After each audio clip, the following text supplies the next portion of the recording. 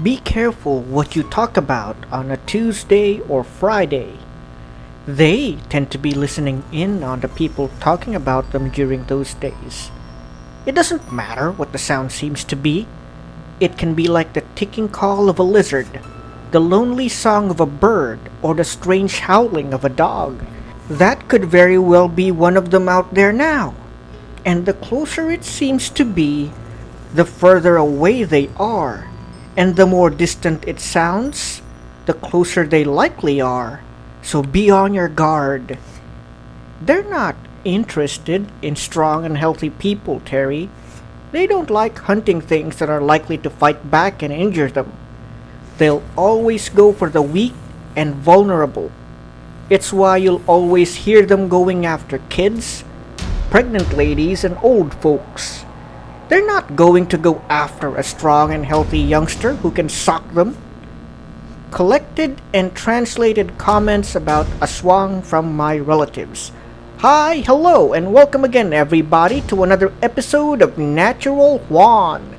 This time around, we're going to talk about a strange and dangerous creature often discussed in Filipino folklore and mythology, the dreaded Aswang. Before all that though, here's a quick mention of our sponsor, Dermhaven. Better get some healthy skincare from Dermhaven before you get mistaken for an Aswang. Also, quick acknowledgement for Mr. Jonathan Green, a longtime supporter of this channel. Okay, with all that out of the way, let's gather our lanterns and weapons and go out into the night to find out more about the Aswang. Now, before I begin proper, let me just say that I put this to answer some persistent questions about Filipino mythology and, well, the Aswang itself. As time goes on, big foreign companies, or should I say Western companies like Paizo, the creators and developers of Pathfinder, Wizards of the Coast, the creators and developers of Dungeons and Dragons, and Sanguine Games, the creators and developers of Ironclaw, have begun to include the Aswang in their rulebooks as a kind of monster. Now, I don't really mind, and I do know that they're just probably trying to keep up with the times. For instance, in Ironclaw, specifically the Book of Coral, which features the Philippines as one of its inspirations, everyone, including the player characters, are animals already.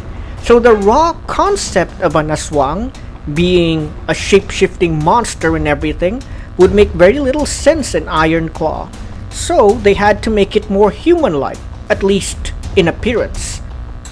Anyway, if you're looking for the best stories for inspiration about Aswang in your tabletop role-playing games, you can check out old recordings of Magandang Gabi, Bayan, an afternoon news show in the Philippines during Halloween season, which has all kinds of stories about them, and it's available on YouTube.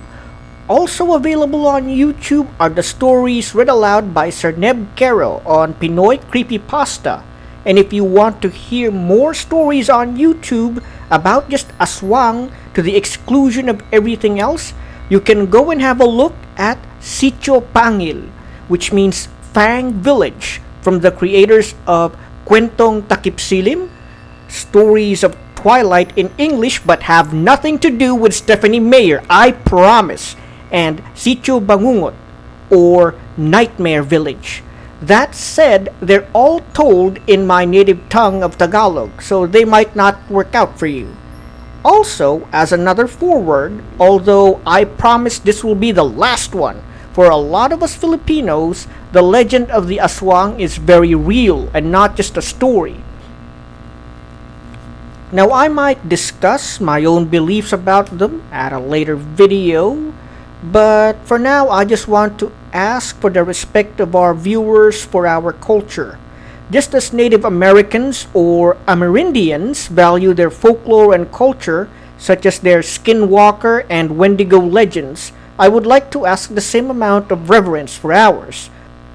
A lot of our elderly believe in the Aswang, and you can tell that from the way they keep certain objects to protect themselves. So, to put it simply, the Aswang is a shape-shifting witch in Filipino folklore who goes out at night to terrorize and slaughter the unwary.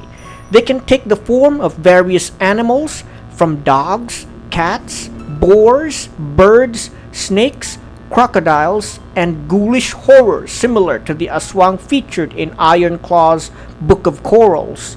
However, there are also other variations that are less defined and even more ghastly, such as the manananggal, which is a creature whose upper body separates from its lower body, sprouts wings, and then goes out to hunt, stalk, and slaughter any victims they find on the road at night.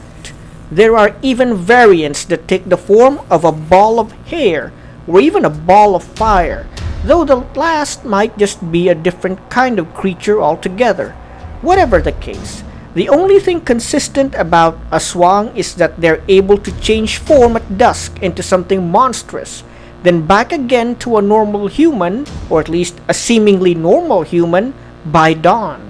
In many of these tales, the Aswang is not aware of their nightly activities and believe themselves to be normal and unassuming human beings. Even those that are aware of their monstrous nature are often afflicted with a kind of amnesia, preventing them from completely remembering what they had been doing in the night. It is said that those who are truly evil will not care about whatever it is that they've done and continue to do, and will move away once a nearby community becomes aware of their true nature as monsters. However, there are also stories of Aswang who still have a shred of humanity left in them and simply live away from other human beings and hunt only animals to sate their inhuman hunger. Another common and often consistent trait of an Aswang is their tendency to target the frail and vulnerable above other kinds of prey.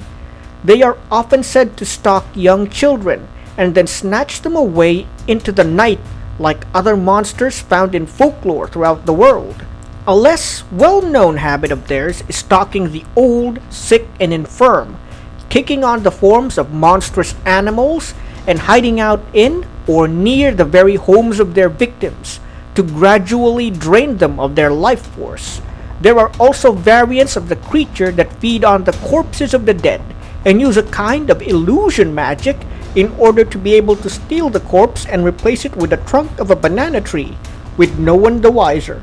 However, they are most known for targeting the pregnant and use their overly long and thread-like tongue to reach in through open windows or gaps in roofs in order to feed on the child in the womb.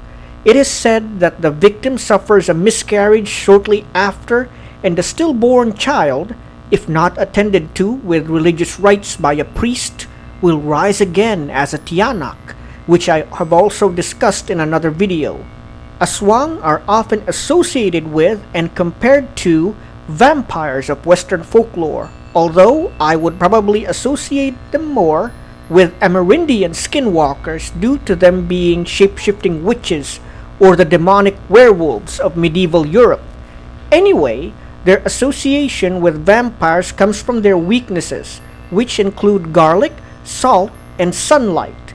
That said, much like the vampires from World of Darkness, there are actually many kinds of Aswang, and some of them do not share the same weaknesses. Curiously, Aswangs figure deeply in Filipino culture and not just in folklore. It has been said that a lot of our customs and traditions are ways for us to identify and ward away aswangs. For instance, the inclusion of calamansi or calamondin in many Filipino dishes are a way for us to see if a meal has been contaminated or cursed by an aswang. It has been said that by consuming the little green fruit or squeezing its juice over the food will dispel any illusions used by the aswang and show you if in fact the meal laid before you is contaminated human flesh.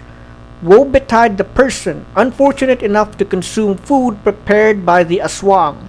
They will either become enthralled by the monster and do its bidding, or gradually transform into an aswang themselves. Another strange tradition regarding aswang is that of knocking at your neighbor's or friend's door 3 times.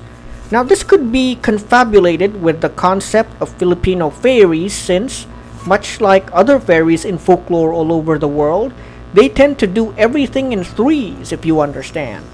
Anyway, to be sure that the person knocking at your door at night, or possibly even daytime, as there are Aswang who are said to be resistant to sunlight, wait for them to knock 3 times to prove that they are in fact human. There is one variation where it is said that they must instead knock in 3 rapid strokes as proof of their humanity. It is said that 2 knocks at your door meant that they could be less than human, and more than 3 could mean they could be a fairy, a ghost, or possibly a demon. Of course, one of the stranger legends about Aswang is how one might appear in a reflection in their eyes.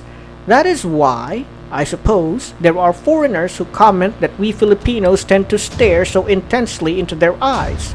I know that in other cultures, looking into another person's eyes denotes sincerity. If that's the case, I suppose here in the Philippines it also serves the purpose of finding out whether or not the person you are speaking to is an aswang. It is said that if your reflection in another person's eyes is upside down, facing in the opposite direction, or has the wrong proportions, then the person you're probably facing is likely an aswang. We Filipino males, are also often misunderstood, especially by a few foreign women who think we adhere too much to the concept of chivalry. While I do agree that it can even be creepy at times, it is largely because at a young age we are often told stories that leaving a woman alone, especially if they're pregnant, in an isolated place can leave them open to an attack from an aswang. This is why there are a lot of us who seem to take the concept of chivalry a little too far at times, but I digress. Anyway, that's it for this episode of Natural Juan. If you enjoyed this video, please feel free to like, share, and subscribe to my channel for more content like this. Now, if you'd also like to support my channel and what I do here, you'll see my Patreon, PayPal, and GCash information in the description below. Natural Juan, out!